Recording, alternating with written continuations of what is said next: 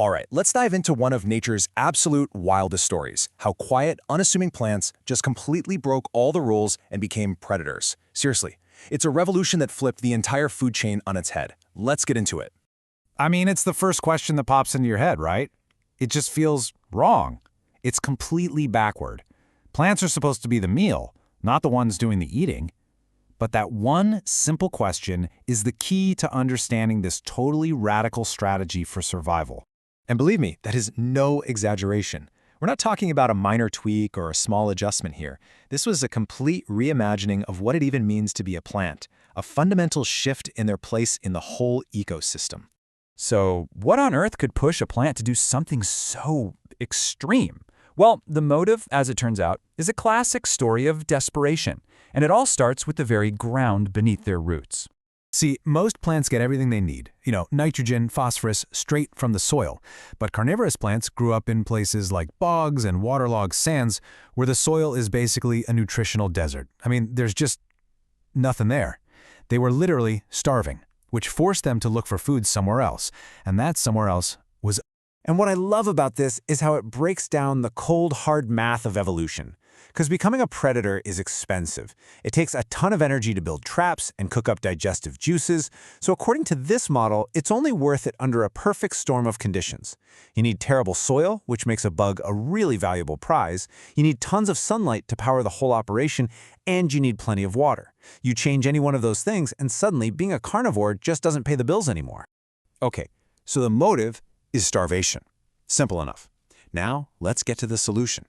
And this wasn't just a simple adaptation. We're talking about a full-blown revolution, an entirely new way for plants to make a living. And this is just mind-blowing. Becoming a predator wasn't a one-time fluke. It wasn't a lucky accident. Genetic analysis shows us that plants figured this out at least 9 to 12 separate times, all on their own, completely independent of each other. It's a strategy so good, evolution just kept landing on it again and again.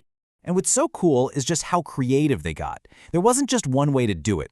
Plants developed a whole arsenal of deadly traps. You've got pitfall pitchers that trick prey into drowning. You've got sticky flypaper traps. Of course, there's the iconic lightning-fast snap trap of the Venus flytrap. And there are even underwater suction traps that pull in prey with some of the fastest movements in the entire plant kingdom. So this timeline really puts it all into perspective. This is not a new experiment. The oldest carnivorous family trees go back over 85 million years. The oldest actual fossil we can point to is this sticky leaf, perfectly preserved in amber, that's around 40 million years old. This revolution has been playing out for a very, very long time. But how? How does a plant actually build the hardware for hunting? How do you go from a plain old leaf to a complex, deadly trap? Well, the answer isn't in inventing brand new tools from scratch. It's all about repurposing the genetic software they already had. The key here is a concept called gene co-option. Think of it like this. Instead of writing brand new code for a program, evolution just takes an existing piece of code that does one thing, copies it, and then reassigns that copy to do something totally new. It is the ultimate form of recycling. And the genes they chose to repurpose? Absolutely brilliant.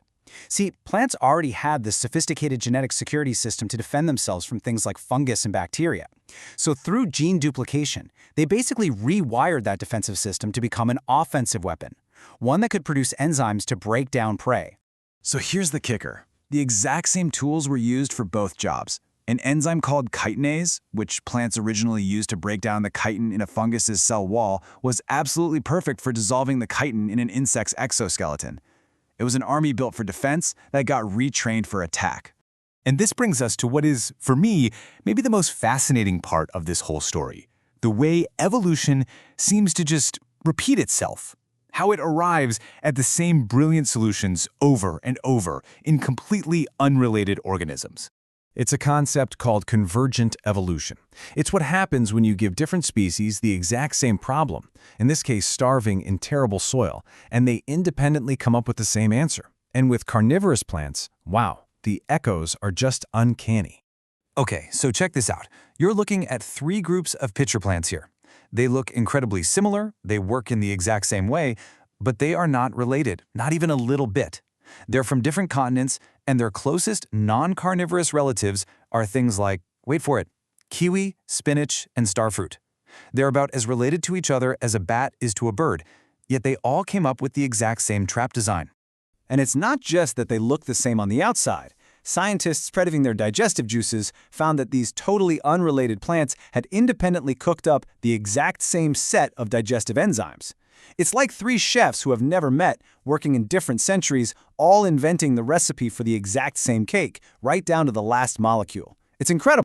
But, evolution is never a straight line, is it? It's always got a few curveballs. And just as plants evolved into carnivores, some have taken these bizarre, unexpected turns that twist the story in some really fascinating ways. Some of these plants have moved way beyond just hunting insects. You've got one species that's basically become a custom-fitted toilet for a tree shrew just to collect its nitrogen-rich droppings. Another one has become a cozy 5-star hotel for a bat, collecting its guano. Some have given up on animals completely, just to collect falling leaves. And one is even a part-time carnivore. It only grows its sticky traps when it's young. And what this all shows you is that evolution isn't some ladder of progress. It's a constant negotiation. Some plants figured out it was way easier to let other creatures, like bacteria or little larvae living in their pitchers, do all the hard work of digestion for them, and some descendants of these hunters just quit, giving up hunting entirely when they found themselves in better soil where being a predator wasn't worth the cost anymore. Which really leaves us with this final amazing question. The story of carnivorous plants proves that the rules of nature are way more flexible than we could ever imagine. So if evolution can produce a plant that hunts, a plant that partners with mammals, and a plant that gives it all up, it just makes you wonder what other astonishing strategies are out there just waiting for the right moment to emerge.